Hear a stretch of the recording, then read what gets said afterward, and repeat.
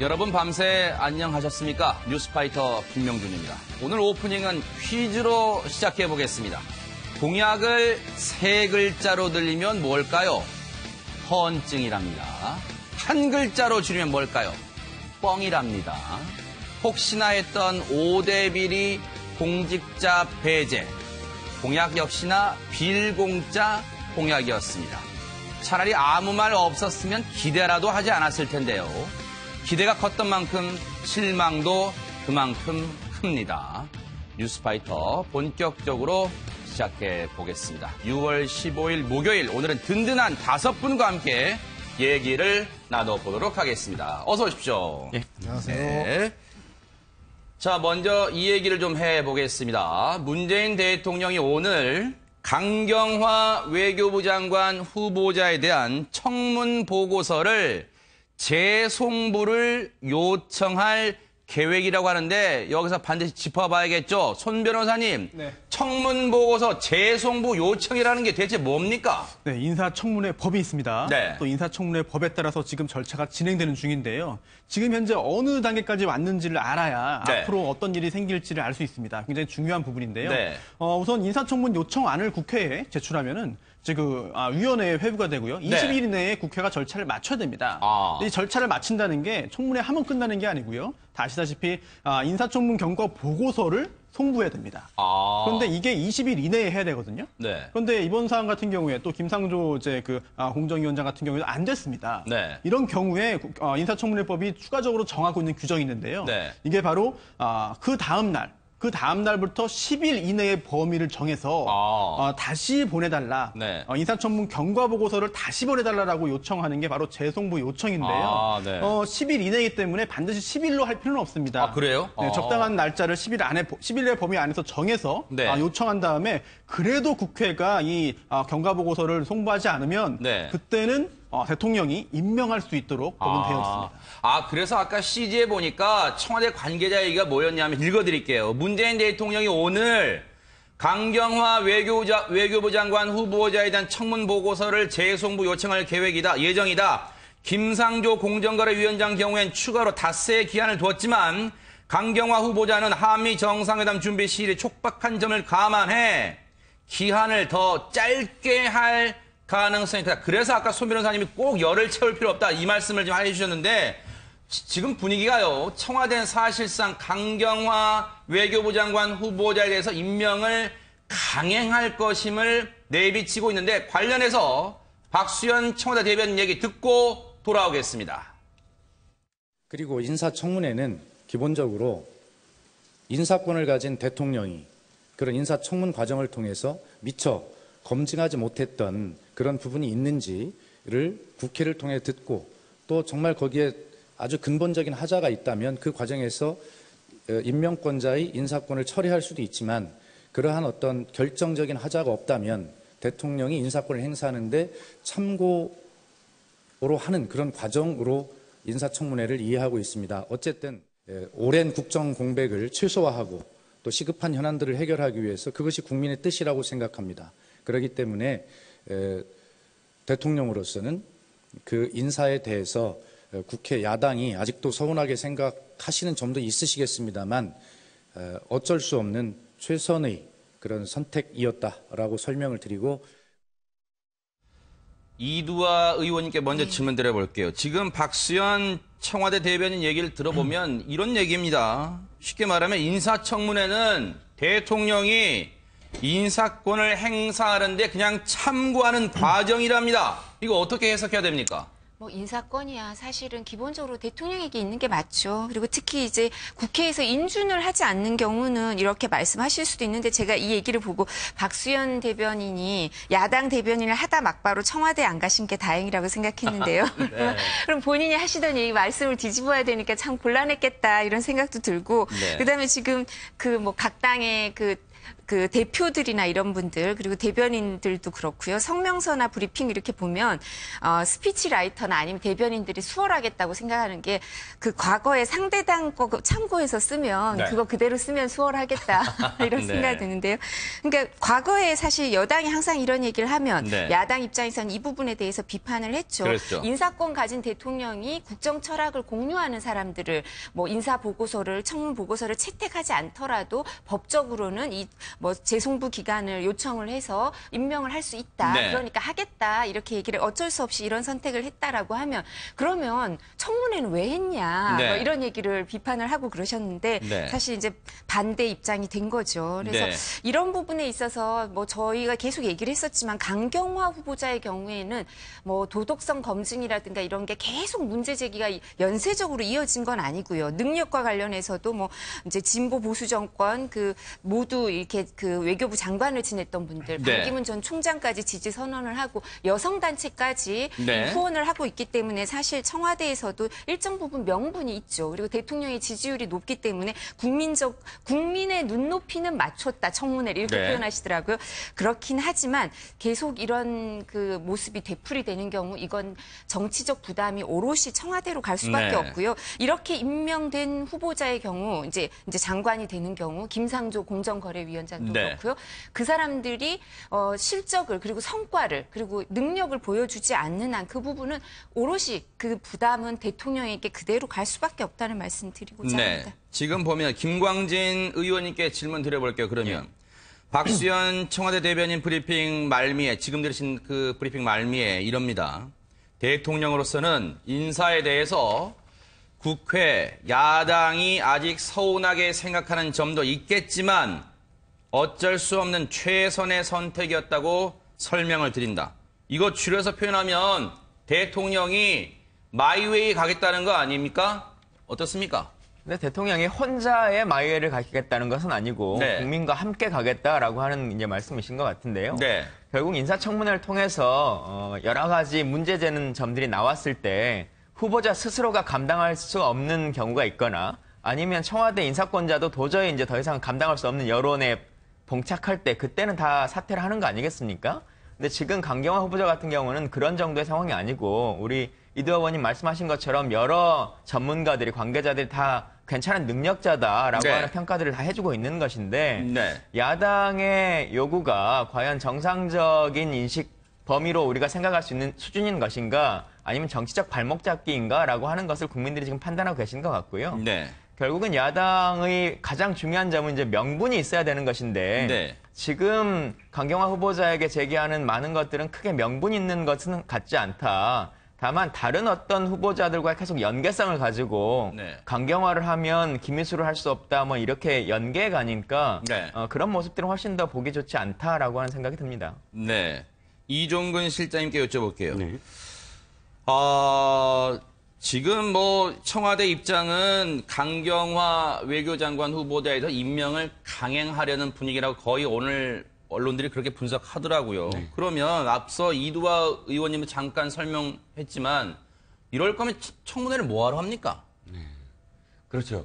지금 뭐 이두하 의원 말씀하셨지만 5년마다 되풀이되는 지금 문제인 것 같아요. 5년마다 네. 되풀이되는데 참고하는 그런 어떤 수순이다, 과정이다 이 표현에 대해서 사실 좀 부적절하지 않는가. 자, 박수현 대변인이 뭐라고 얘기했냐면 결정적 하자가 있다면 모를까, 결정적 하자가 없다면 국회의 의견을 들어서 그걸 참고하는 것이 이제 청문회라고 이제 규정을 하셨는데.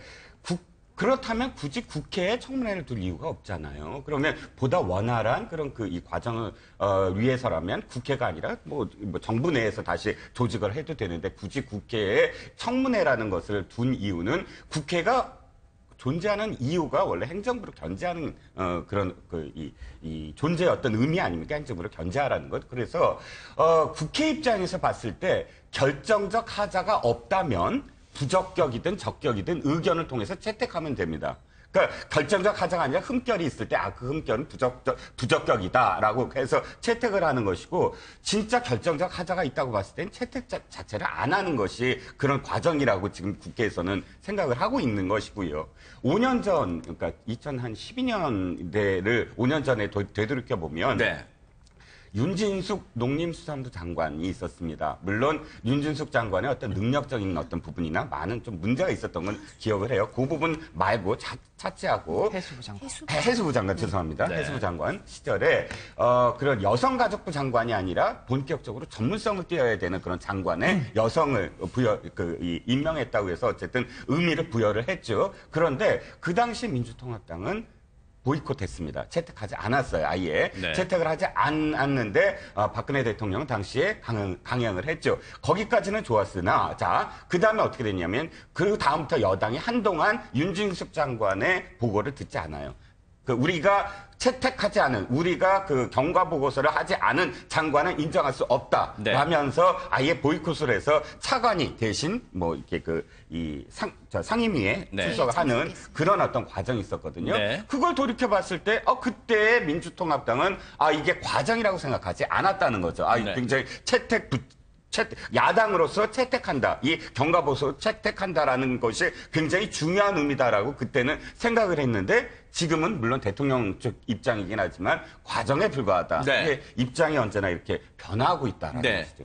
서 소장님 얘기 들어볼까요? 네네. 뭐 박수현 대변인이 한 그 참고하는 과정은 의도되고 준비된 발언은 아닌 것 같아요. 지난번에 그 여성부 장관 소개할 때 위안부 재협상의 적임자라고 해서 재협상을 기성사실화한 건 제가 인사수석실에서 브리핑 자료를 잘못 만든 그 실수라고 한다면 이건 네네. 그냥 준비되지 않고 대통령이 고유한 인사권을 강조하다 보니까 이렇게 부지불식간에 나온 얘기인 것 같다는 생각이 들고 좀 의도된 발언은 아니다라는 생각이 듭니다. 네.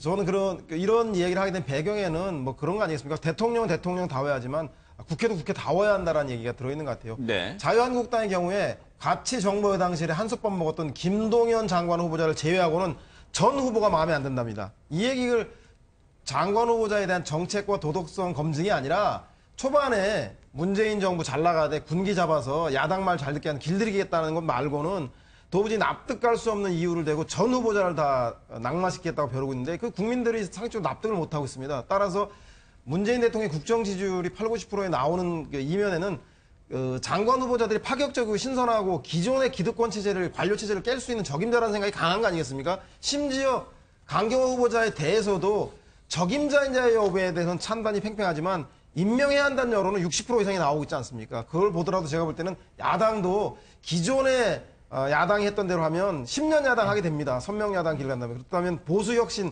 대안을 가진 야당이 되려고 한다면 국정에서 도와줄 건 도와주고 대통령 선거를 통해서 당선된 사람 아닙니까? 그러면 그 새로운 정부의 새로운 외교 정책을 하겠다는 새 인물에 대해서 자신들이 얘기하는 미국 중심의 외교, 대북 제재 일변도의 외교와 가치관이 틀리다고 해서 발목 잡는 거는 국민들이 동의하기 어렵기 때문에 초반에 국정에 한 6개월이나 1년 정도는 국정 철학을 가진 사람이 인사권을 행사할 수 있도록 지켜봐주고 그런 다음에 비판하고 평가하는 것들이 국민들 합리적이지 초반부터 이렇게 모든 사람을 다 반대하는 것은 정말로 청문회를 통해서 자질 검증, 역량 검증이 아니라 국정 운영에 야당의 자기 색깔, 자기 목소리 내기로밖에 비치지 않는다는 점 유념해야 될 것 같다는 생각이 듭니다. 그런데 5년 네, 그러시죠. 전에, 네네. 다시 5년 전으로 되돌이켜 보면, 네. 52일 동안 사실 정부가 조직이 제대로 안 됐어요. 취임식 이후에. 그런데 그때도 사실은 첫 번째는 정부 조직법. 을 갖고 야당이 안 들어줬거든요. 그리고 이 회동도 불참을 하고 그다음에 거의 모든 인사청문회 부적격이다. 부적격 채택을 하거나 보이콧을 하거나 야당은 거의 다 그랬습니다. 그러니까 물론 이게 그러니까 지금도 그렇게 해야 돼. 이 논리는 말이 안 되지만 이제 진짜 앞으로는 이게 여당 돼서 갑자기 그러니까 야당이었다가 여당 돼서 입장 바꾸고 여당이었다가 야당 돼서 입장 바꾸고가 아니라 진짜 뭐 청문회도 조직도 바꾸고 또 이제 지금까지 했던 일은 다 잊자. 정말 새롭게 출발하자. 이렇게 가지 않는 범위 내에서는 지금의 여당의 주장은 사실상 또 그 5년 전을 되돌아보면 전혀 그런 행동을 보이지 않았다는 아니 그러니까 옛날에 야당이 그렇게 하니까 야당 2번 10년 야당한 거 아닙니까? 제가 볼 때는 자유한국당이 빨리 10년 야당 아니라 5년 이후에 정권 교체의 주역이 되려면 예전 야당 같은 모습 중에서 그 장점은 계승해야 되지만 이런 문제점인 단점은 극복을 해야 되겠죠. 안 그러면 10년 야당 한다니까요. 예, 그리고 제가 조금 보태자면 네. 사실 그 10년 야당한다는 말이 너무 가슴 아픈데 뭐 사실 어떻게도 얘기하냐면 보수 정권이 10년이 아니라 15년, 20년도 진보 정권이 들어서 있을 거고 보수에게 기회가 안 올 거다 이런 얘기까지 있거든요. 근데 보수의 특성 그리고 보수의 장점이라는 게 국정 경험이 있다든가 안정적이라든가 점진적인 개혁이라든가 이런 점이 있으니까요. 지금 그 서 소장님 말씀하신 것처럼 보수가 야당을 할 땐 또 다른 모습을 전 보여줘야 될 것 같아요. 그래 국민들이 메신저 지금 보수 정치인들에 대해서는 이제 국정농단 사건 때문에 메신저에 대해서 부정적이니까 메시지도 다 국민들이 사실은 안 듣고 싶어 하거든요. 그러면 차별화된 모습을 보이면서 새로 정립을 해가야 되는데 피켓 똑같이 붙이고 그죠?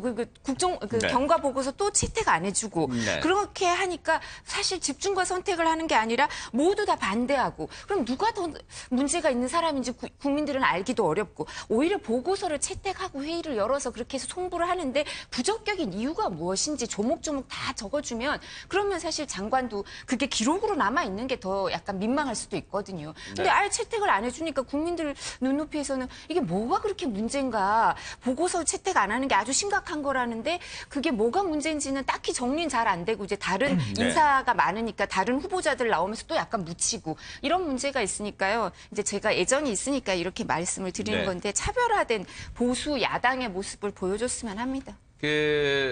손 변호사님께 질문을 드려볼게요. 앞서 이제 자막에도 나갔습니다만 청와대가 뭐라 그랬냐면요. 인사청문회는 참고 과정일 뿐 국민 여론만 보고 가겠답니다. 강경화 장관 후보자에 대해서 임명을 해야 된다는 의견이 여론조사가 높게 나온 점을 아마 거론하는 것 같은데 그럴 거면 앞서도 질문 나왔지만 청문회는 왜 하는 것이며 그러면 앞으로도 장관 후보자에 대해서 여론을 물어봐서 장관 임명해야 되는 거 아니야? 이런 비판이 나오는 배경인 것 같습니다. 어떻게 봐야 됩니까? 그렇습니다. 지금 앵커님 말씀하신 대로 여론조사가 만능 열쇠는 아니거든요. 또 여론이라는 게 언제든 바뀔 수 있는 것이고 또 정확하지 않은 정보로 인해서 여론조사가 민심을 제대로 반영하지 못할 수도 있습니다. 따라서 여론조사만으로 모든 걸 결정하자라고 하는 것은 옳지 않은 것인데요.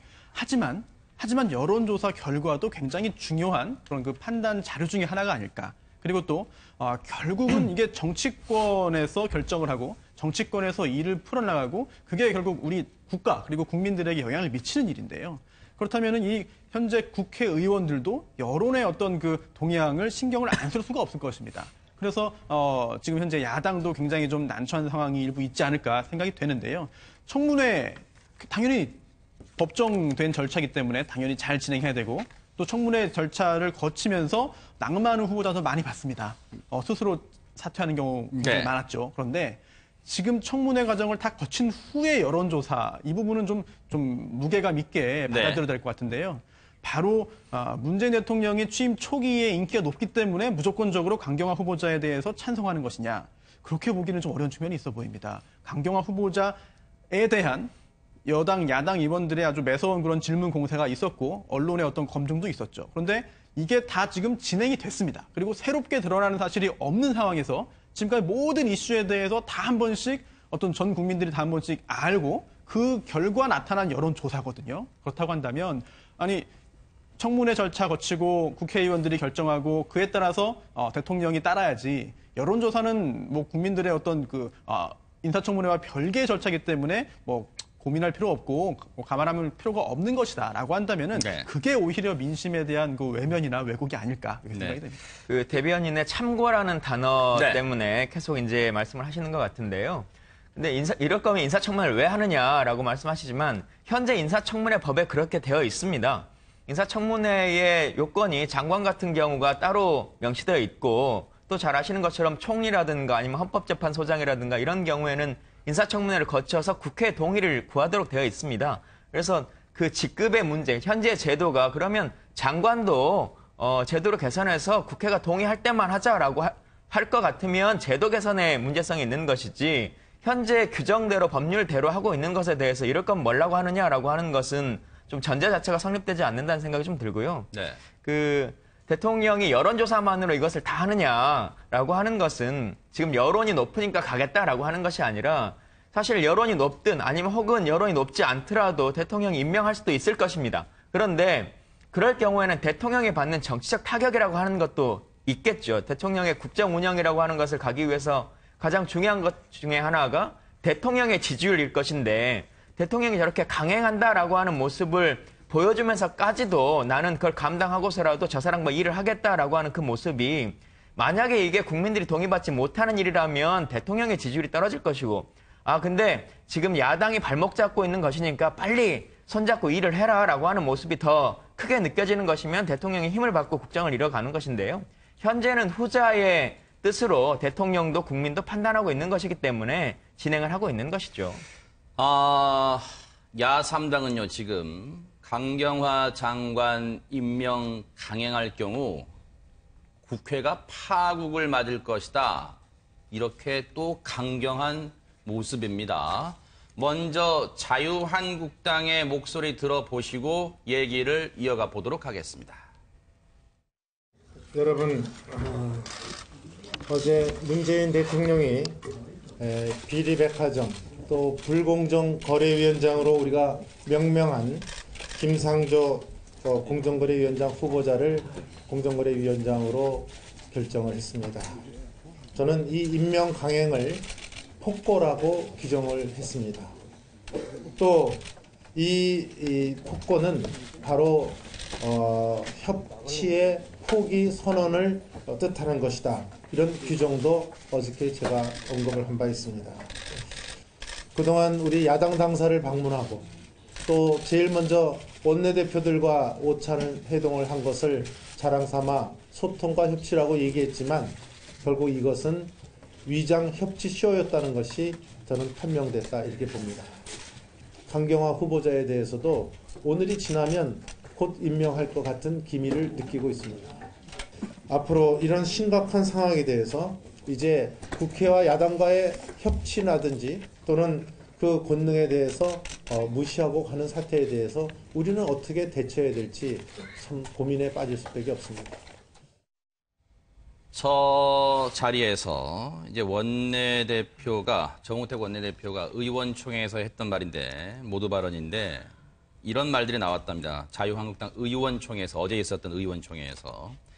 강경화 후보자도 어제 상황입니다. 오늘이 지나면 임명할 것이 명확관하다. 거의 오늘 아마 재송부 요청한 다음에 며칠 지나서 임명 강행할 것 같아요, 분위기가. 임명을 강행한다면 지금보다 더 높은 수준의 대처가 있을 것이다. 당장 거리로 나가자. 문재인 정부 인사의 문제점을 국민에게 알리자. 이런 날선 구호들이 나왔다고 하는데 이두아 의원님께 질문을 먼저 드려봅니다.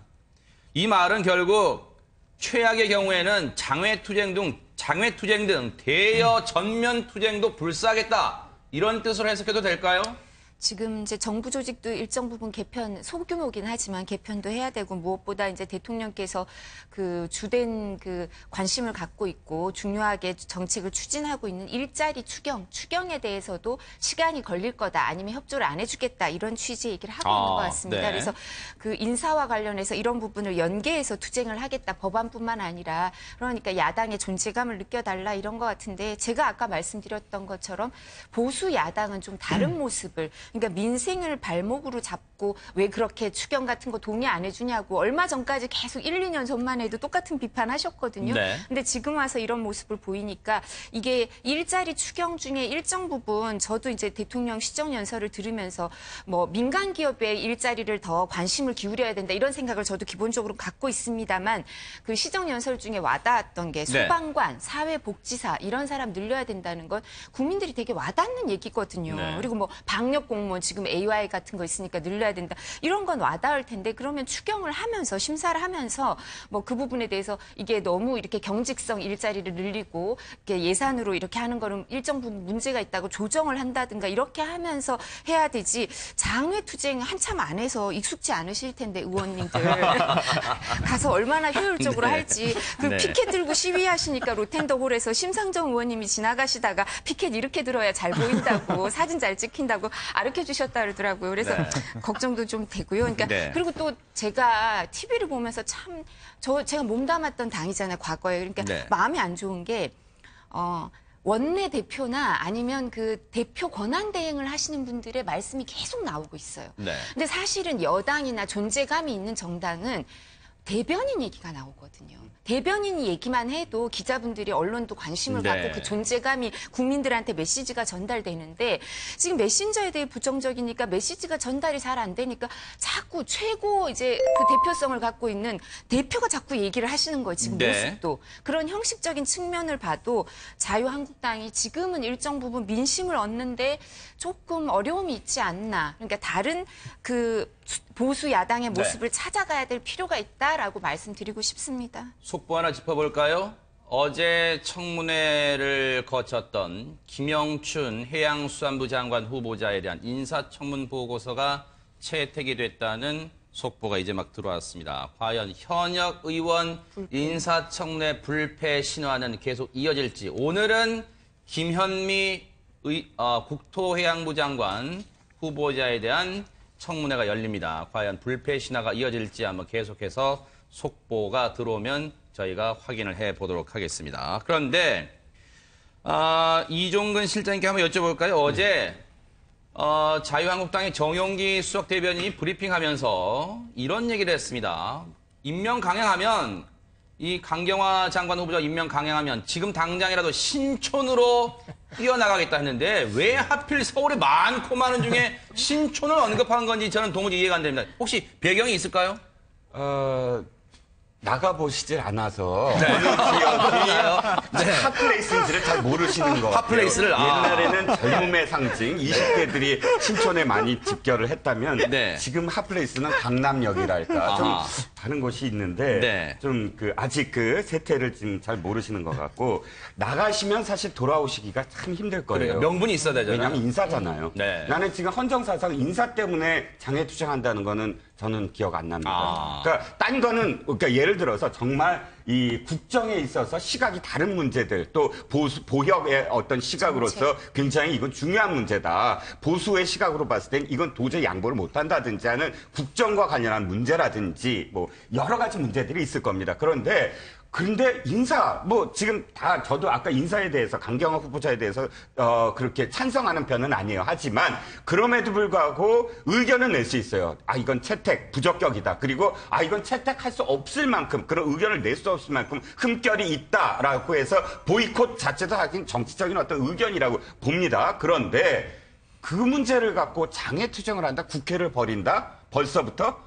그건 국회를 버리고 뛰쳐나갔다는 건 뭐냐면 네. 최후의 수단이거든요. 네. 그럼 돌아오기까지 굉장히 많은 또 명분이 또 필요하고요. 네. 명분이 축적돼야 되고요. 그런데 지금 앞으로 어떻게 되죠? 20일도 안 남았어. 한미 그 정상회담 하러 그러네요. 또 대통령은 가요. 대통령이 출국하고 나면 꽤 오랫동안 또 공백이 있어요. 네. 그러면 이제 곧 바로 9월 정기국회가 돌아와요. 네. 임시국회 던지고 7, 8월은 사실 의회가 하한기거든요. 그러네요. 그러면 바로 그 9월 국회로 돌아오는데 명분 없이 또 돌아올 수는 없잖아요. 그러면 꽤 오랫동안 신촌에 네. 젊은이들도 별로 없고 또 나이 든 분들도 별로 없고 그러니까 거기 참 신촌이 조금 그런데 거기 나가서 뻘쭘하게 계속 있으셔야 되는 네. 방송 부적격 용어입니다. 죄송합니다. 네. 있으셔야 되는 상황이거든요. 그러니까 물론 이게 어떤 상징적인 의미라고 저는 받아들여요. 그러니까 이 정치적인 레토릭이라고 실제로 나가시지는 않겠죠, 설마. 그런데 그만큼 우리가 결기가 있다라는 어떤 의미 이상의 사실 그 의미를 부여하기는 힘들 것 같습니다. 서 소장님, 네, 그 국회에서요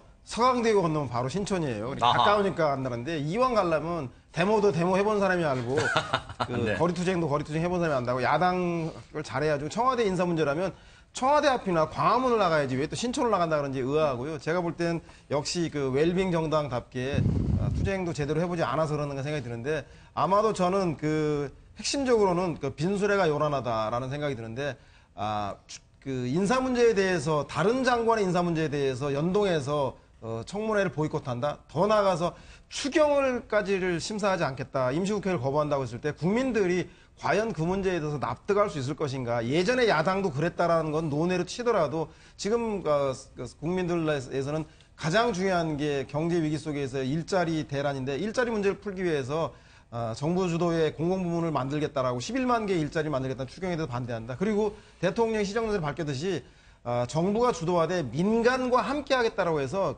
야당이 우려하는 식으로 정부가 모든 걸 다 하고 민간을 도외시하겠다는 게 아니라 지금 급하기 때문에 마중물 역할을 할 수 있는 것을 정부가 먼저 돌파하고 나서 민간도 잘할 수 있도록 규제를 완화한다던가 하는 문제에 대해서 의논하겠다라고 경제부총리까지 나선 마당에 제가 볼 때는 야당의 이런 무리한 주장들은 실익이 없다는 생각이 들고 국민들이 납득할 수 없다. 그리고 좀 있으면 7월 초에 자유한국당 전당대회 하잖아요. 전당대회는 어떻게 하고 신촌 나가겠다고 하시는 건지 제가 볼 때는 오히려 참여하면서 비판할 건 비판하고 의사를 전달하는 것이 국민들이 볼 때는 원하는 야당의 새로운 모습이 아닌가 생각이 듭니다. 네, 명분이 없을 뿐만 아니라 또 사실 실리가 없는 게 대통령 시정연설을 하실 때 제일 와닿았던 게 3조 5천억을 지방 교부금으로 준다고 하시더라고요. 네. 그래서 추경 중에 한 3분의 1이 되는데 그러면 사실 야당 의원들도 이 부분에서 혜택을 받을 수 있는 부분이 꽤 있거든요. 그리고 지방자치단체에서도 내년 지방선거도 있고 하니까 일자리 늘리고 이런 데 대해서 이거 기대를 많이 하고 있다고요. 네. 근데 그러면 이거 추경 심사 안 하면 이건 어떡하실 거예요? 네. 그러니까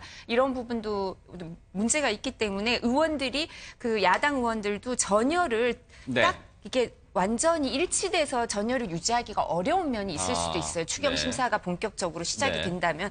그렇기 때문에 이런 무리한 주장보다는 새로운 정체성을 수립하기 위해서 좀 노력을 하셨으면 합니다. 원내 교섭단체 야 3당 중에 자유한국당 목소리 들어봤으니까 이제는 국민의당과 바른정당 목소리를 이어서 듣고 나서 얘기를 이어가 보도록 하겠습니다. 저희 당은 도덕적인 흠결, 그리고 업무 능력, 자질 이런 모든 것을 종합해 볼 때 국민의 눈높이에서는 동의하기가 어렵다 해서 저희들은 부적합 후보자로 당 방침을 정했습니다. 이 강경학 후보자에 대해서 만일에 임명을 강행을 한다면 협치를 구도를 무시하고 앞으로 협치는 안 하겠다는 대통령의 그 자세로 판단하면서 앞으로 정부와 여당과의 협력하는 역할에 저희들도 그렇게 기꺼이 응할 수가 없고 동행할 수가 없다 하는 점을 분명히 말씀드립니다. 소탐 대실 그리고 내로남불 그런 자세로서는 안 되고 강경화 후보자는 야 3당이 모두 부적격 결론을 내린 상황이고 그 부적격 결론은 이런저런 하자가 있더라도 능력만 탁월하면 저희들은 인준 동의 생각이 많았습니다만은 북핵 문제라든지 외교부 장관이 가장 중점적으로 해결해야 될 북핵이라든지 그다음에 양자 외교에 관해서 청문회 과정에서 무능과 무지를 드러냈기 때문에 능력상 안 된다는 결론을 내린 상황이고 지금은 그 변동이 전혀 없습니다. 김광진 의원님께 질문 드려볼게요. 지금 박주선 국민의당 비대위원장 얘기 중에 그게 있어요. 국민 모든 걸 종합해 볼 때 강경화 장관 후보자에 대해서는 국민 눈높이에서 동의하기 어렵다. 같은 국민 생각을 청와대와 그리고 국민의당은 해석이 지금 전혀 엇갈립니다. 그리고 소탐대실, 내로남불, 내가 하면 로맨스, 남이 하면 불륜이다. 그런 자세는 안 된다. 얘기를 하고 있고 주호영 바른정당 원내대표는 청문 과정에서 능력을 떠나서 무능과 무지를 강경화 장관 후보자가 드러냈다고 하는데 자, 이 비판에 대해서 어떻게 생각하시는지 의견을 듣고 싶습니다. 정치인들이 다 여러 층에서 국민이라고 하는 단어를 활용하죠. 근데 그러더라도 거기서 말하는 국민이 기본적으로는 본인 정당이나 아니면 특정한 정치인에 대한 지지자들의 국민을 말하는 것이 더 맞을 겁니다. 그런데 과연 국민의당의 지지자들도 이걸 반대하고 있는 것이냐, 잘못됐다는 여론이 훨씬 더 높은 것이냐라고 생각해 본다면 그러지 않을 거라고 생각합니다. 그래서 박주선 대표도 조금 더 달리 생각해 주시면 좋겠다라고 하는 생각을 좀 드리고요. 야당이면은 뭔가 문제 제기를 하고 발목을 잡아야 된다라고 하는 이 인식도 빨리 좀 벗어나야 된다고 생각하는 것이 물론 야당은 견제하고 감시하고 하는 역할을 하기 때문에 기본적으로 불편한 존재가 될 수밖에 없습니다. 그런데 그 불편함은 어떤 잘못됨을 막아서기 위한 최소한의 보루가 돼야 되는 것인데 어찌 보면 이제 과속 방지턱 같은 거지 않습니까? 그게 있으면 불편하긴 하지만 필요한 경우죠. 근데 그것은 학교 앞에 설치되거나 주택가에 설치될 때는 사람들이 좀 불편하더라도 감수하는 건데 네. 고속도로에 갑자기 그냥 과속방지턱을 이렇게 놓는다면 아무도 동의하지 않고 그 과속방지턱 자체에 대해서 문제제기를 하는 거 아니겠습니까? 지금 박주선 비대위원장이나 아니면 국민의당 그리고 바른정당도 실제 국민 전체 혹은 각 정당의 지지자들이 정말 어떤 것을 원하고 있는 것인가, 그리고 이게 야당으로서 정말 감시와 견제를 위한 것인지 네. 아니면 발목 잡기로 보이는 어떤 정치적 모습으로 보이는 것인지를 네. 빨리 판단하시는 것이 좋다고 생각합니다. 지금 걱정되는 부분은요. 많은 시청자분들이나 국민분들이 걱정하는 부분은 만약에 청와대가 며칠 내 아마 주말쯤으로 지금 언론들은 보고 있습니다. 강경화 장관 후보자의 임명을 강행할 것으로 보이는데 그렇게 되면 그 이후가 더 문제가 더 클 것으로 보고 있습니다. 추경 문제나 김희수 헌법재판소장 후보자 임명 동의안 처리 등 이건 표결을 해야 됩니다. 김희수 후보자에 대해서는요. 강경화 후보자 임명 처리와 연계하지 않겠다고 했지만 이종건 실장님 네. 지금 벌써부터 야당, 야3당의 이 모습을 보면 이 강경화 후보자 임명 강행과 김희수 헌법재판소장 후보자 표결 그리고 추경안 처리 연계 조짐이 조금씩 느껴져요. 원칙적으로 네. 얘기를 할 때 각각 개별 사안이지 않느냐. 추경은 추경의 의미가 있고 또 인사도 김희수 헌법재판소장과 또 뭐 강경화 후보자 네. 각각 다른 어떤 이유가 있고 또 존재하는 그 지지에 대한 존재 이유가 다 다르지 않습니까? 네. 그렇다면 그것을 연계하는 것이 아니라 개별 사안으로 봐야 된다. 그건 뭐 너무 당연한 뭐 교과서적인 이야기인데 네. 야당의 입장에서 봤을 때 네. 자 보시자고요. 그걸 무조건 저는 비판하는 건 사실상 불가능하다고 봅니다. 자, 정치적 협상이라는 걸 볼 때 협상이라는 건 사실은 A라는 당과 B라는 당이 있을 때 A라는 당이 이런 법안은 내가 양보를 하니까 이러이러한 법안을 들어다오. 그럼 B라는 당에서는 그래 그러면 당신 당에 이러이러한 법안은 내가 받아들일게. 대신 이건 내가 양보해다오. 그래서 네. 서로 간에 좀 다른 사안의 법안들을 놓고 사실은 그걸 협상을 하는 네. 틀이지 않습니까? 그러니까 이 협상이라는 건 서로 주고받는 무엇인가가 없을 땐 협상의 틀이 불가능해지죠. 그러면 이것도 역시 연계한다라는 비판을 받을 수밖에 없는 것이거든요. 그런데 그 야당이 가질 수 있는 어떤 이 카드랄까요? 그게 없어요, 사실은. 가질 수 있는 것은 가진 쪽에서 먼저 이거를 내가 내놓을 테니까 네. 하고 나와야 그러면 내가 받아들일 테니까 이건 네. 내가 양보할게. 이런 그 협상의 가장 기본적인 준거 틀 아니겠습니까? 네. 그래서 현재 추경 예산 저는 이제 아까 말씀드린 부분 네. 그런 것들을 국회에서 하지 않고 국회에서 협상으로서 풀지 않고 뛰쳐나간다. 뭐 네. 장애 투쟁한다. 이건 기본적으로 저는 반대를 하고요. 있을 수 없는 일이고 네. 자, 이 국회 안에서 한다 그러면 추경 예산에 대해서 우리가 사실은 좀 더 엄격하게 들여다보겠다. 네. 늘 엄격하게 봐야 되지만 하는 그런 협상의 이 연계성 네. 그건 저는 어느 정도 야당이 할 수 있는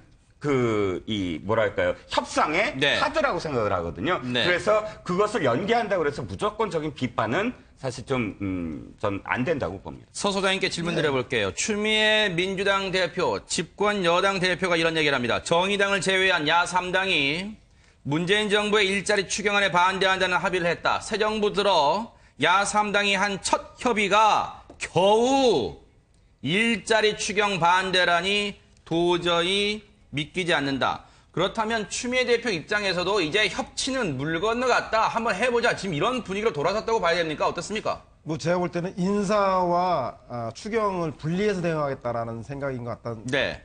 의미로 발언한 것 같고요.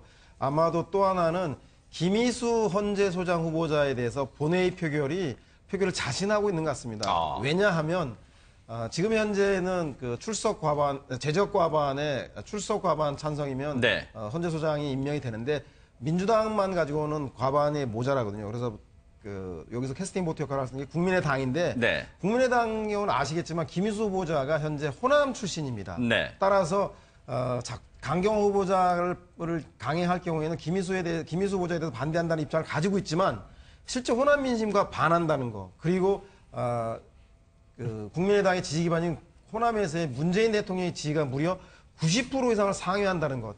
이것 때문에 국민의당이 본회의 자체 개최를 거부하지 못하고 아마 자유투표에 맡기게 되면 자유투표할 경우 국민의당 의원들은 대다수 김희수 후보자를 찬성할 수밖에 없을 것이다. 왜?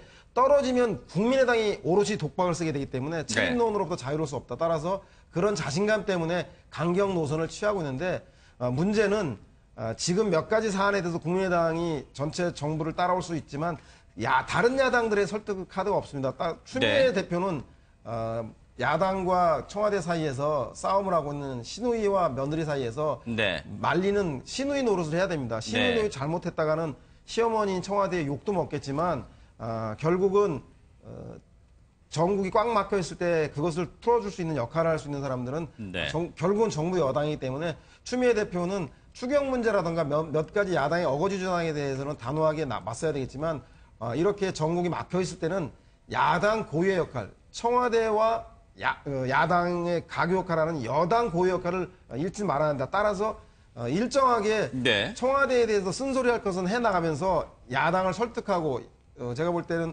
야당을 설득하는 카드, 청와대를 비판하는 카드 이런 것들을 동시에 하면서 여당의 국회를 운영할 수 있는 운영의 묘를 발휘해야 되는 거 아닌가 생각이 듭니다. 아까 이 의원이 말씀하신 부분이 이거예요. 왜 대표가 직접 나서서 저런 발언을 하느냐. 대변인한테 넘겨야 될 부분 넘겨야 되지 않느냐. 지금 근데 각 당이 다 똑같아요, 보면. 당대표가 직접 나서서 공격하고 다 공격하고 대변인 역할도 없어지고 또 원내대표 역할도 없어져요. 지금 보면 더불어민주당 지금 말씀하셨는데 더불어민주당도 같은 모양새거든요. 우원식 원내대표도 지금 야당의 행태에 대해서 비판하고 추미애 대표도 비판하고 대변인은 사실 논평 거의 안 하고 이렇게 돼버리면 지금 임시국회 열렸잖아요. 그러면 서로 사실은 이 분담을 해야 되는 거거든요. 원내대표는 사실 원내대표끼리 계속 협상을 해야 돼요. 추경 예산도 해야죠. 그러면 원내대표가 비판하는 대목에서는 좀 빠져서 좀 설득하는 부분도 논평도 내야 되고 당대표도 사실은 치고 빠져야 될 때는 치고 빠져야 되는데 전부 다 모든 원내대표 우원식 원내대표 나서고 추미애 대표 나서고 강경 일반도로 야당을 비판해 버리면 그 다음에는 여지가 없어지잖아요. 그래서 조금 더 이 역할 분담이 좀 필요하다. 각 당별로 워낙에 박지원 당대표 국민의당 대표 혼자 이렇게 하시니까 다른 대표도 지금 다 비슷해지는지 모르겠지만 역할 분담이 좀 필요해 보입니다. 여야 모두 이렇게 공수 전환이 되고 나서 그 옷이 아직 안 맞는 거죠. 그러니까 여당 대표, 야당 대표 이 역할이 좀 어울리지 않는 건데요. 사실 추경도 여당이나 대통령에게 명분이 있을 뿐만 아니라요. 김희수 헌법재판소장 인준 문제도 소장님 잘 말씀해 주신 것처럼 일정 부분 여러 가지 명분이나 실리 문제도 있는데요. 여당이나 대통령 입장에선 혹시 인준이 이렇게 부결되더라도 부담이 별로 없어요. 국민의당이 부담이 클 뿐만 아니라 헌법재판소장은 대법원장처럼 인사권을 다 법관 인사를 하거나 행정에 대해서 관여하거나 이러지 않아요. 그냥 그 구성원 9명 중에 1명이지 N분의 1 표결을 하고 그냥 소송을 진행하는 그런 권한이 있지 리더십이 존재해서 카리스마를 갖고 헌재를 막 좌지우지하지 않는다고요. 그러니까 이게 부결이 되더라도 그럼 대통령이 한번 꺾였구나. 야당은 하나 낙마시켰다. 이런 이 레코드는 남을지 몰라도 대통령에게 그렇게 아주 큰 타격 이건 아닐 수도 있는 게 이제 이 김희수 재판과는 또 5.18 판결도 있고 해서 그래서 사실 이 부분은 대통령이나 여당이 어떻게 나서더라도 다른 야당의 부담이 갈 수밖에 없는 이 부결 문제는 그렇기 때문에 여유가 조금 더 추경은 좀 다룰 수 있는데요. 이 인준 문제는 여권에 조금 더 여유가 있는 게 아닌가 싶습니다. 손 변호사님, 지금 추경안과 또 김희수 헌법재판소장 후보자의 인준 투표를 연계한다는 말이 나오는 이유는 이 사안은 지금 집권 여당인 민주당 단독으로는 처리할 수 없다는 그런 현실적인 문제가 좀 가만히 됐을까요? 그렇습니다. 다 법의 규정이 있죠. 그리고 또 결국은 국회로 이제 문제가 가고 또 국회의원들 또 정당이 어떻게 푸느냐에 따라서 다 이게 어떻게 될지 결정이 되는 상황입니다. 지금 국회 재적의원이 이제 299명이죠. 299명이죠. 그런데 이제 과반수니까 절반을 넘어야 됩니다. 150명이죠. 그래서 지금 이 헌법재판소장 임명 동의도 이제 재적 과반수 출석에 출석의원 과반수의 찬성이 필요한 거고요. 또 이제 추경 예산안 통과도 역시 같습니다. 그렇기 때문에 지금 더불어민주당이 120석이지 않습니까? 혼자서는 아예 할 수가 없습니다. 그러네요. 더군다나 정의당 6석 더해도 안 되고요. 또 뭐 가정입니다만 바른정당을 더해도 그것만으로는 또 안 되고요. 결국은 국민의당과 이제 그 협치를 하든지 아니면은 기타 그 추가적으로 다른 정당과 함께하면 더 좋겠습니다만 현실적으로 민주당 혼자 국회에서 국회의 동의를 요구하는 그런 절차를 통과할 수 없기 때문에 네. 여당도 마음대로 할 수 없는 상황이고 또 야당도 또 이제 그냥 끌려가지만은 않을 수 있는 그런 상황인 것 같습니다. 이거 하나만 김광진 의원님께 여쭤보고 다른 얘기로 넘어가 볼게요. 일각에서는요. 지금 강경화 장관 후보자를 살리려다 보니까 불똥이 김희수 헌법재판소장 후보자로 튀는 것 같다. 이런 분석이 언론들이 내놓고 있어요. 그래서 일각에서는 민주당에서 내심 김희수 헌법재판소장 후보자는 이제 좀 버리는 카드로 생각하는 분위기다. 이런 얘기가 나돌던데 이게 진짜일까요? 별로 그런 얘기는 들어보질 않아가지고요. 네. 그러지는 않을 것 같은데 버리는 카드라고 굳이 먼저 선택할 필요성도 없고 여기 앞서 많이 말씀해 주셨습니다만 결국은 국회의 최종적인 투표가 이루어졌을 때 네. 결과가 어떻게 나올 것이냐라고 하는 걸 지켜보자. 네. 물론 숫자 싸움으로 봤을 때는 여당이 혼자 하면 어렵겠지만 여러 가지 상황상 봤을 때 야당의 일부도 동참할 것이다라고 네. 하는 그 생각들은 좀 있는 것 같고요. 네. 그래서 결국은 최종적으로 통과될 수 있을 거다라고 하는 생각이 훨씬 더 강하다고 생각합니다. 네, 알겠습니다. 자, 다음 얘기해 볼게요. 지금 문재인 정부가 처음으로 이제 첫 내각을 구성하는 데 있어서 여러 인사들을 발표했습니다만 지금 안경환 법무부 장관 후보자의 논란이 사그라들 줄 모르고 있습니다. 이른바 설화가 아니라 필화입니다. 필화. 과거에 썼던 글들이 계속해서 지금 문제가 되고 있는데 이번에는요. 여성 비하 논란, 성적 관점 논란에 이어서 이번엔 노인 비하 논란 칼럼이 또 문제가 되고 있답니다. 한국일보에 2012년 거의 딱 5년 전입니다. 2012년 6월 6일 날 있었던 칼럼인데 자 보세요. 칼럼 제목이 시, 산, 나무 냄새. 당시 서울대 법학전문대학원 교수 자격으로 칼럼을 썼습니다. 어느 틈엔가 산은 일터 잃은 노인들의 경로당으로 전락했다. 시쳇말로 세월을 밀려난 루저들의 술 냄새가 진동을 한다. 산에서 마주치는 여성도 편치 않다. 진한 화장품 냄새에 나무와 풀이 질식할 지경이다. 그런데요, 또 하나의 글이 있습니다. 논란되는 글이 있습니다. 안경환 법무부 장관 후보자가 직접 쓴 남자란 무엇인가 이런 책에서요. 2009년 5월 23일 노무현 전 대통령의 자살은 국민에게 큰 충격을 주었다. 그는 죽음으로써 자신의 명예와 주변 인물의 안전을 지키는 승부수를 던졌다. 그가 선례를 만든 것은 아니지만 검찰 조사를 앞두고 자살을 택하는 정치인이나 기업가들이 많다. 여기 잘 보세요. 나름대로 이기적인 죽음이 아니라 이타적인 죽음으로 포장하기도 한다. 중간 생략하고요. 주저하지 않고 말할 수 있는 건 모든 자살자는 패배자라는 것이다. 이런 대목이 분명히 나와 있습니다. 이 실장님, 네. 어떤 뜻을 썼을까요? 일단 시산 나무 냄새라는 칼럼은 네. 뭐 거기에 보니까 부제목이 이렇습니다. 피해서 찾는 산이 아니라 즐겨서 찾는 산이라야만 한다.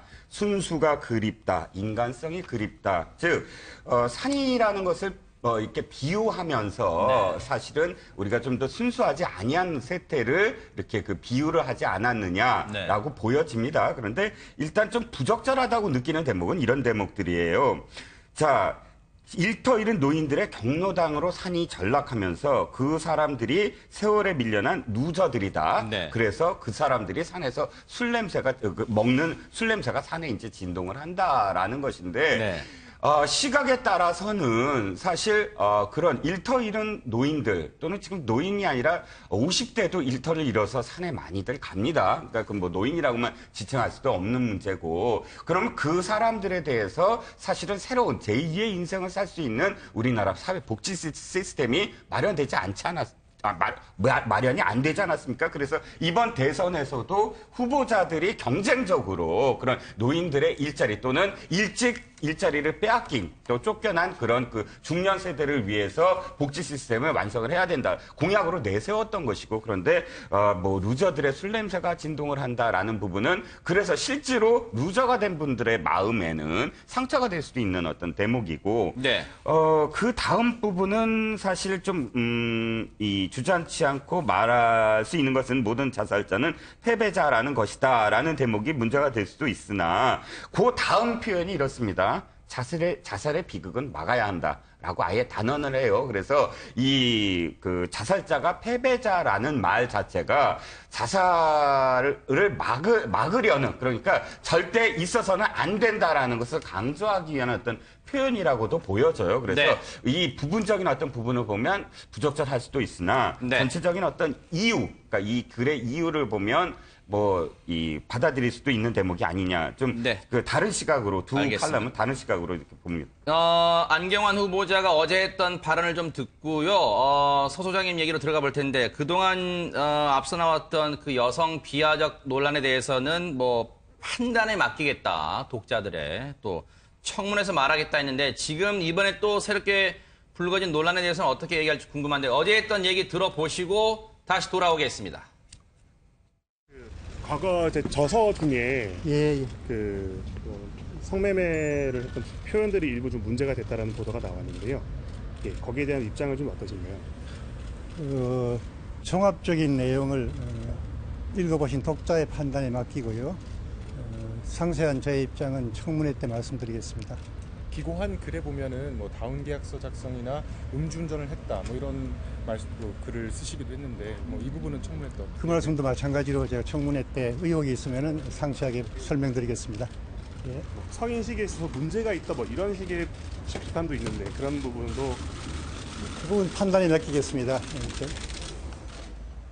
서 소장님. 네.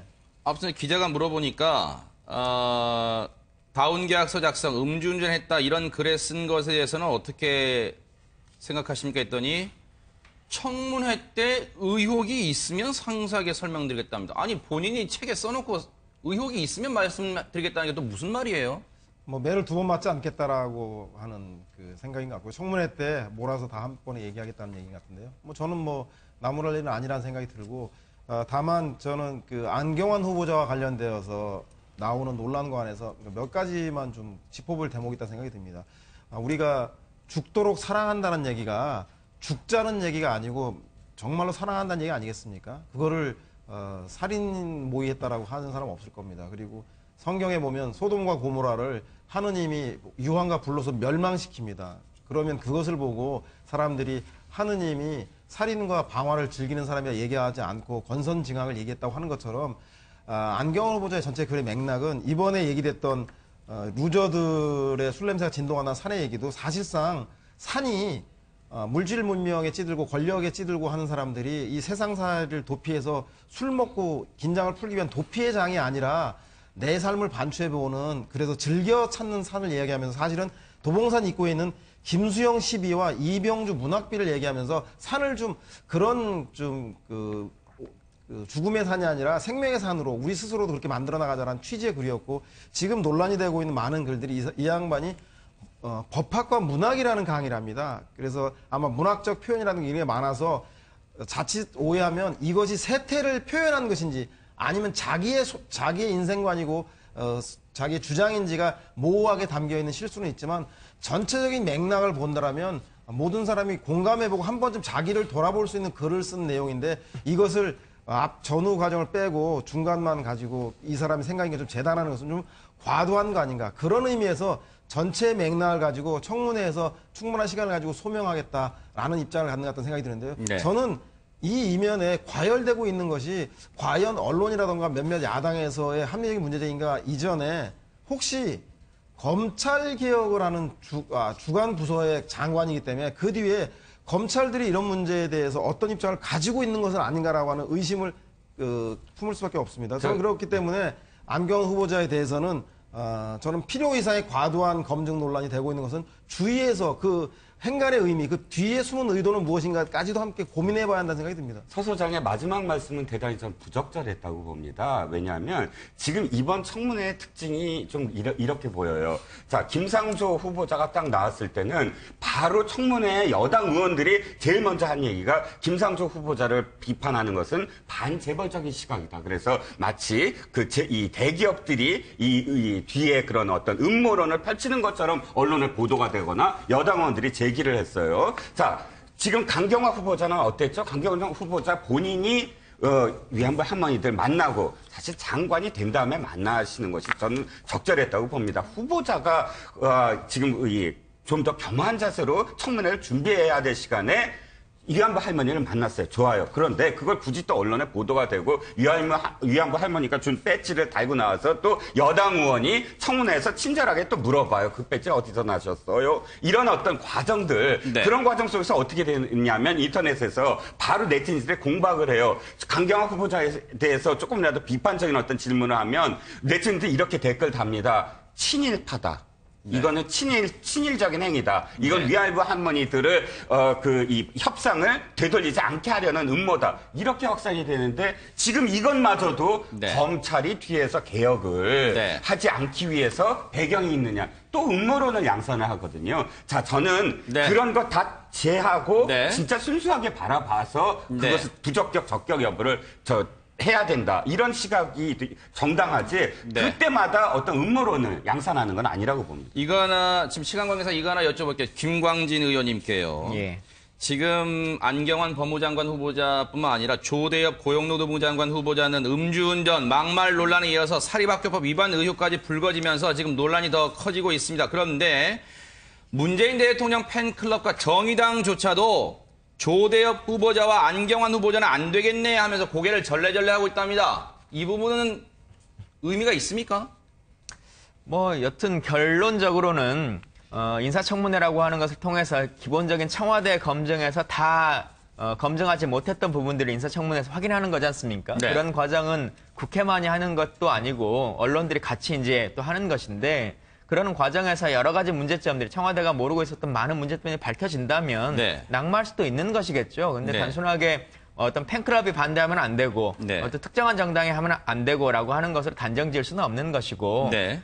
지금 뭐 여러 가지 의혹들이 나오고 있습니다만 예를 들면 사립학교법 위반이나 뭐 이런 것들에 대해서도 네. 후보자는 그 내용에 대해서 내가 정확하게 지금 알지 못하겠다라고 하고 있는 거지 않습니까? 그런 경우는 정확하게 어떤 입장이 되는 것인지 사실관계를 확인한 이후에 뭐 판단할 수 있을 것 같고요. 설화와 관련한 문제들, 뭐 필요와 관련한 이런 문제들에 대해서도 정확하게 청문회를 통해서 입장들을 들어본 다음에 네. 결정을 내릴 수 있다고 생각합니다. 이러다 보니까 자유한국당과 바른정당은 옳다구나 하면서 공세를 이어가고 있는데 그 발언을 좀 들어보시고 관련 질문을 드려보도록 하겠습니다. 지금 민정수석으로 한 조국 전 교수에 대해서 저는 심각한 책임을 묻지 않을 수 없다 이렇게 생각합니다. 여러분 사전 검증을 어떻게 했길래 그러니까 5대 비리가 있더라도 결격 사유에서 원천 배제하겠다는 뜻이 아닌지 의심이 나서 공약집을 다시 한번 읽어봐야 될. 자, 그러면서요. 국민의당은 제2의 우병우가 되려나 하면서 조국 민정수석을 겨냥하고 있는데 이 부분에 대해서 김광진 의원님은 어떻게 보십니까? 근데 현재 지금 뭐 거론되는 인사들, 후보로 나온 인사들이 지금 우병우 수석의 가장 문제는 본인의 라인을 세우고 본인에 가까운 사람들을 위해서 어떤 모든 것들을 하는 거지 않습니까? 근데 지금 후보자들이 조국 교수랑 조국 수석과 어떤 관계성이 있다라고 보여지기는 좀 쉽지 않고 그리고 인사검증이라고 하는 것이 민정수석 혼자 다 하는 것이 아니고 민정수석실에서 기본적인 걸 또 하고 또 인사수석실에서 하고 최종적으로 또 대통령의 재가가 있고 하는 시스템이라고 하는 것이 갖춰져 있는 것인데 다만 저희가 인수위 없이 구성되는 그 과정 안에서 그 시스템이 좀 안정적이지 못했다라고 하는 문제 제기는 있을 수 있겠지만 그 모든 책임이 조국 교수의 개인적인 문제냐라고 단정 지을 수는 없는 것이죠. 알겠습니다. 여기에요. 청와대가 이런 얘기를 합니다. 청와대 고위 관계자랍니다. 인사검증에 최선을 다한다고 하더라도 모든 것을 다할 수는 없다. 청와대는 최선을 다했고 나머지는 청문회에서 본인이 해명해야 한다. 이거 보는 각도에 따라서는요. 이게 뭐 어떻게 해석해야 될까요? 이 처지가 바뀌었다고 그냥 청와대는 나름대로 인사검증했어. 그런데 이 정도는 우리도 책임 못 져. 뭐 이렇게 해석해야 됩니까? 지금 강 건너 불구경하는 거예요. 이 말을 어떻게 해석해야 됩니까? 청와대 고위관계자 말을. 이두하 의원님. 사실 이 부분은 말씀이 좀 부적절한 것 같습니다. 왜냐하면 인사검증에 최선을 다한다고 하더라도 사실 모든 걸 다 알 수 없는 건 사실이지만요. 그래도 모든 걸 다 알기 위해서 노력은 했어야 되죠. 근데 노력을 해도 거기 미치지 못한 부분이 있을 수는 있는데 그 부분은 청문회에서 또 밝혀지고 그 부분을 그럼 존중해 주겠다고 해야 되지. 이렇게 나머진 청문회에서 본인이 해명해야 된다 이렇게 얘기하면서도 청문회에서 청문 절차는 그냥 참고용이라고 말한 것과 이게 이렇게 논리적으로 일치가 안 되고요. 그리고 지금 사실 업무를 적응하는데 아무리 재집권에 성공한 첫 세력이라 하더라도 민정 라인에 있는 사람들이 업무 적응하는데 일정 부분 어려움이 있을 거고요. 네. 초기에 이 시스템을 갖추는데도 어려움이 있을 겁니다. 네. 경찰 정보를 받네 마네 그러다 이제 받기 시작했다는 네. 얘기도 있고 이렇거든요. 조난 자료가 다 유지가 안 되고 있을 수도 있고 이런 어려움이 있는데 그럼 그걸 좀 허심탄회하게 말하고 국회에도 협조를 구하고 국민에게도 이 부분에 양해를 구하는 태도를 얘기를 해야지. 이 부분은 앵커께서 말씀하신 것처럼 자기 책임인데 이거에 대해서 나 몰라라 그 과거에 유체이탈 화법 얘기한 것처럼 약간 그런 부분이 알겠습니다. 있어서 논란이 있을 수 있는 얘기인 것 같습니다. 자, 다음 얘기 넘어가 볼게요. 다음 달 3일이면 자유한국당이 이제 새로운 당대표 등 지도부를 뽑는 전당대회를 합니다. 그런데 이미 귀국을 해 있는 홍준표 전 경남지사가 당권 도전 뜻을 공식화했는데 SNS 정치를 잘하기로 유명하죠. 어제 SNS에 이런 글을 올립니다. 호랑이 등에서 내릴 수 없는 입장이 돼버렸다. 곤혹스럽지만 받아들일 수밖에 없는 입장이 된다. 양해 바란다. 이 실장님. 네. 그럼 이게 쉽게 말하면 아유 당이 이 꼴이니까 내가 나설 수밖에 없다. 지금 이 말입니까? 그렇죠. 제가 정답 맞힌 거예요? 네, 정답입니다. 네. 자, 홍준표 전 지사의 사실은 고심이 좀 드러나는 대목이죠. 왜냐하면 사실 어떤 정당도 대선에서 그렇게 큰 표 차로 패배한 후보자가 바로 당권을 도전해서 당대표가 되는 정당은 없었을 거예요. 왜냐하면 한동안은 추스려야 되고 추스르면 반성을 해야 되고 반성을 하려면 반성의 대상자 아니에요. 사실은 이 패배의 원인이 사실 굉장히 많은 부분이 본인이 짊어져야 될 부분이란 말이죠. 그러면 반성의 그 당사자가 또다시 이 당대표가 돼서 전열을 추스린다? 그건 사실 앞뒤가 좀 안 맞기 때문에 홍 전 지사로서도 바로 내가 이제 당권을 도전하겠습니다. 내가 당을 이끌겠습니다. 라고 표현할 수는 없을 거예요. 그게 이제 공항에 내렸을 때 사실은 당권 도전 의사를 밝힐 것 같다라고 기자들이 달려갔을 때 사실 말을 굉장히 절제했잖아요. 생각한 것보다. 그랬죠, 그리고 그냥 지지자들한테만 이야기하고 사라져버렸죠. 자, 그 와중에 홍 전 대표가 좀 바라는 건 이런 거였을 거예요. 초재선 의원을 비롯해서 홍 지사밖에 없다 하는 그런 어떤 그 여론의 흐름, 당내 흐름을 좀 많이 표현해줘야 그쯤에서 내가 받아들일 수밖에 없다. 이렇게 돼야 되는데 그 과정이 충분치 못한 거죠. 지금 자유한국당이 적극적으로 안 나서는 스타일이에요. 지금 의원들이. 그래서 셀프, 이게 말들을 안 하지만 어쨌든 그런 당내의 흐름을 내가 받아들이겠다라는 그런 표현을 하실 수밖에 없는 상황이 아니셨을까 싶습니다. 소 소장님, SNS 말미에 곤혹스럽지만 받아들일 수밖에 없는 입장이 됐다 하면서 양해 바란다 그랬어요. 이게 무슨 의미예요? 양해 바란다? 네, 아마도 제가 볼 때는 출마의 명분을 내가 하고 싶어서 하는 게 아니라 21세기가 나를 간절히 바라기 때문이다. 즉 보수가 혁신해야 되는데 적임자가 없기 때문에 내가 나설 수밖에 없다라는 이야기를 하신 것 같은데 양해 바란다는 얘기는 대선에 패배했지만 당 재건을 위해 나설 수밖에 없다라는 당 일각에서 대선을 진 사람이 당의 전면에 나서서 당을 혁신하는 게 말이 되냐라고 하는 반발이 있다는 걸 좀 인식하고 있는 것 같아요. 그래서 제가 볼 때는 원래는 좀 7월 3일 날 전당대회면 벌써 6월 초에는 출마 선언을 했어야 하는데도 불구하고 인사정국이 펼쳐지고 있고 야당이 청문회에서 공세를 하고 있는 마당에 그 당내 선거 이야기를 이슈화하기 쉽지 않아서 일주일을 연기했는데 그것마저 더 늦췄을 경우에는 현실적으로 조직력이 없이 이슈와 여론을 통해서 전당대회를 주도해 나가는 홍준표 전 지사로서는 네. 아마도 더 이상 늦췄다가는 친박에 의해서 조직력에 의해서 선거가 좌지우지되는 걸 수밖에 없기 때문에 네. 지금 청문회 국면임에도 불구하고 이렇게 SNS 통해서 먼저 준 출사표를 던진 게 아닌가 싶은 생각이 듭니다. 손 변호사님, 그동안 홍준표 전 경남지사는 줄곧 자신을 가리켜서 변방, 아웃사이더임을 강조했는데 이제 당대표가 돼서 이른바 주류가 되려는 그 속내는 대체 뭘까요?